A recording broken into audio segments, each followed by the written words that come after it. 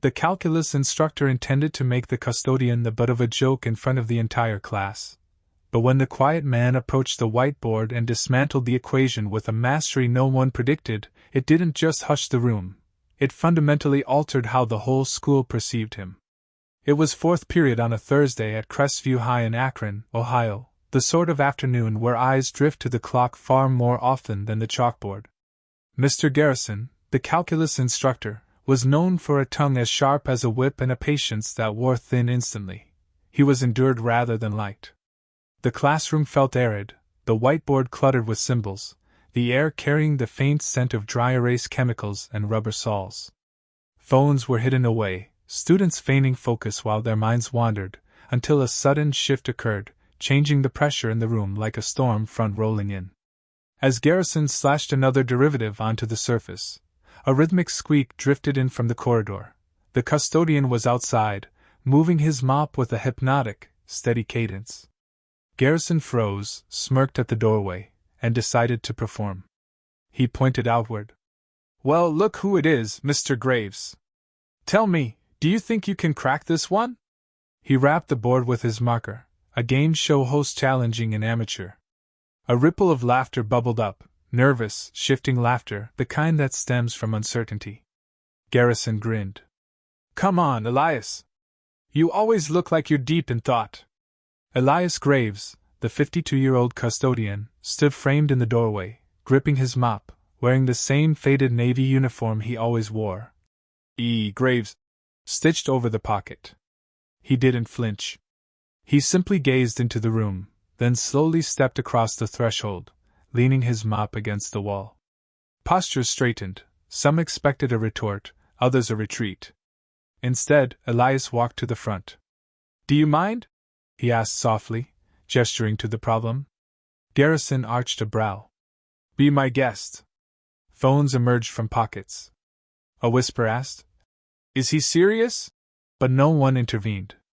Elias took the marker, studied the equation, and paused, not with confusion, but with the recognition of an old friend.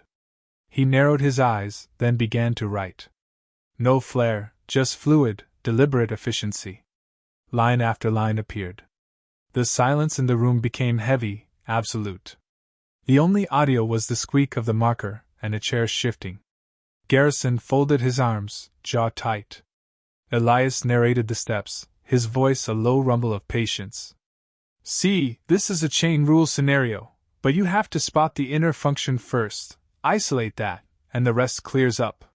He moved with the muscle memory of a veteran, explaining not with arrogance, but with a clarity that suggested he had spent more years teaching than cleaning. When he capped the marker, the board was a masterpiece of logic. He turned to Garrison, then the class. "That's one method," he said. For a heartbeat, time suspended. A junior in the back broke the spell. "He got it right." Garrison stood frozen, mouth slightly agape, the silence shouting louder than any sarcasm he could muster. Elias nodded and retrieved his mop, radiating a quiet dignity that required no applause. But as he reached for the door handle, the room felt different, yanked from a daydream into something visceral. Elias Graves, Mr. Graves as they knew him, was leaving when a voice stopped him. "Wait, he just did that in his head." It was Caleb, a senior who rarely spoke. He wasn't mocking. His eyes were wide. Garrison finally spoke, his voice stripped of its usual bite, replaced by an unsettled confusion. "Well, he found the correct answer." Elias looked back. "I spent a lot of time with numbers years ago," he said, shrugging. "They never left." He walked away, the squeak of his shoes fading down the hall, leaving behind a room that had just witnessed a miracle. Phones instantly began recording, capturing the aftermath. Jenna, a junior, was already editing the footage. By the time the bell rang, the story was wildfire. "Did you see Mr. Graves? Garrison looked like he'd been powered down."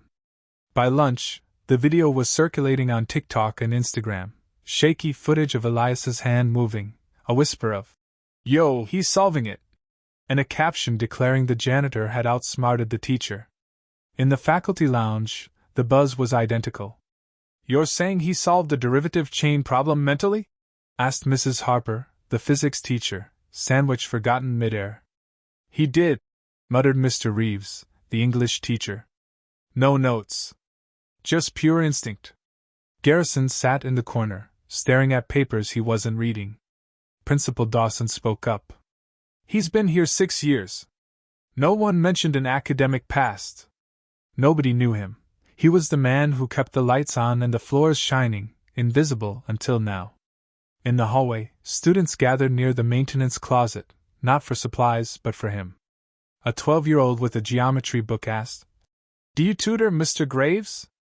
Elias blinked, dusting off a part of his soul he thought was gone. "I haven't in a long time." "You should." The boy smiled. "That was cool." In third period the next day, Garrison was subdued, teaching with his back to the class, his voice flat. Everyone felt the shift. After class, Caleb approached him.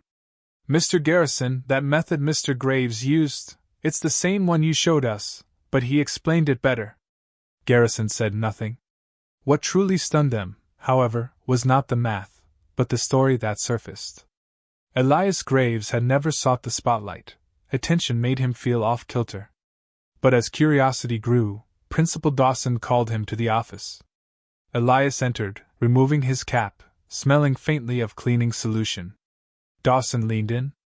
"Elias, may I ask, do you have a background in engineering?" Elias hesitated, looking down. "I went to the University of Illinois," he said softly. "Mechanical engineering. Full scholarship." Dawson leaned back, stunned. "Serious?" "Was," Elias replied. "Plans changed." He revealed the truth for the first time in years. Raised in Detroit, a bright kid who loved mechanics. His mother, Stella, raised 3 kids alone, working relentlessly, preaching that education was the only key to open the world's locked doors. Elias earned that key, valedictorian, science fairs, the scholarship. He was already tutoring as a freshman. But sophomore year, the call came. His mother had collapsed, late-stage cancer. He rushed home, ignoring her pleas to stay in school. He took warehouse jobs, night shifts, anything to pay the bills. The degree faded. By the time she passed, he was adrift. No money, no home, just a transcript in a box. "I thought I'd go back," he told Dawson. "But life doesn't wait." Back in his small apartment, Elias sat on the steps, sipping tea, thinking about the calculus that had knocked on his door like a ghost. He remembered the promise to finish strong, and how reality had bent that promise. After his mother died, he tried to stabilize his sisters. Bills piled up. He drifted from job to job, loading docks, security, cleaning. He had almost broken free once. A man named Frank offered him a skilled trade job in Cleveland, but the day before he was to start, his sister Maya got into a fight at school. Elias had to be there for her. He missed the first day. Frank gave the job away. The door slammed shut. He stopped chasing dreams and started chasing survival. He arrived in Akron in his 40s, accepting the janitorial role for its quiet predictability. But the numbers remained in his head, a secret language he practiced while eating dinner alone, flipping through old textbooks just to see if he was still sharp. He was. And now the school knew. Caleb found him the next morning with a folded paper. "Can you check this?" Elias did, gently correcting the boy without condescension. Caleb smiled, not just with understanding, but with connection. Garrison, meanwhile, grew quieter, his ego bruised by the invisible man who had outshined him. The video jumped from local feeds to regional forums. "Get this man a classroom," the comments read. Monday morning, Elias fixed the dispenser as usual, but the atmosphere had transformed. Teachers paused, students nodded with genuine respect. "You're famous, Mr. Graves," a girl called out. He chuckled. "Don't believe the internet." But around the corner, Caleb and 2 others were waiting with a textbook. "Do you mind?" Caleb asked. We made time. Right there in the corridor, Elias sat on the linoleum, walking 3 teenagers through multivariable equations, speaking with them, not at them. Someone filmed it. Principal Dawson was on the phone with the school board. Yes, he's a custodian. I'd call it overlooked, not unorthodox. Garrison received the viral link via email but couldn't bring himself to watch it. That afternoon, Dawson offered Elias a seat. The board wants to know if you'd run an after-school tutoring program. Paid. A trial run. Elias looked at his calloused hands. I haven't taught in ages. You haven't stopped knowing, Dawson countered. Elias said he'd think about it. That night, he opened the box under his bed, the sweatshirt, the transcript, the photo of his mom. The knowledge hadn't faded, it had waited. He didn't care about fame, but the chance to make a difference tugged at him. The school shifted. Students who once ignored him now greeted him.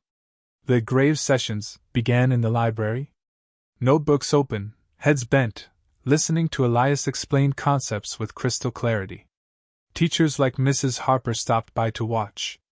You have a gift, she whispered. Garrison remained distant, his bitterness palpable in the lounge. Dawson eventually pulled him aside.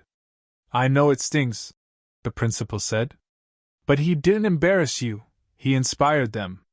He's reaching them in a way we haven't. Garrison had no rebuttal. Elias accepted the stipend, not for the cash, but because it felt right. He carried a binder of handwritten notes, preparing during his lunch breaks. One afternoon, Jenna asked him, Did you want to be a teacher? He paused. I wanted to build things. Teaching came later. Life had other ideas. I think you're doing both, she said, handing him a pencil. But resistance emerged. An anonymous parent complained, Is a janitor qualified? Dawson shut it down immediately, defending Elias's impact. Elias sensed the tension but kept going. Then, the unexpected happened. Garrison walked into the library during a session. He watched Elias explain integrals. After 10 minutes, he stepped forward. Mind if I sit in? Garrison asked. Elias nodded toward a chair. As long as you're willing to learn. The students chuckled. Garrison smirked, the malice gone. They sat together. It was a start. Elias didn't want redemption or revenge. He wanted to help the kids who reminded him of his younger self. Tuesdays and Thursdays, the library buzzed. Isaiah, failing algebra, began solving quadratics. Tasha started teaching her cousins. Elias didn't stand at a podium. He sat beside them. More teachers visited to observe his methods.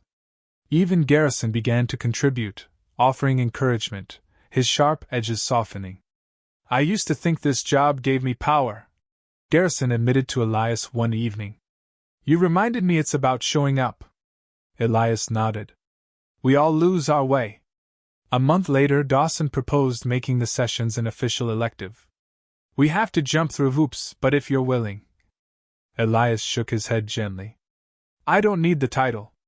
Let them come because they want to. Dawson agreed. A reporter came. Elias kept it humble. I'm just showing them what's already inside them. At the spring student showcase, a booth named Graves Table displayed student letters thanking him for listening and believing. People stopped asking if he was the janitor. They simply said, That's Mr. Graves. Back home, Elias folded his old university sweatshirt and placed it in a new bin next to a folder of thank you notes. Legacy, he realized, isn't about the degree on the wall, but the imprint left on others. He didn't need to be a professor to lead, he just needed to care. And that is exactly what he intended to continue doing. Thanks for listening to Elias's story. If it moved you, or reminded you of someone overlooked, share this with someone who needs it, because sometimes, the most brilliant minds are hidden in the quietest shadows.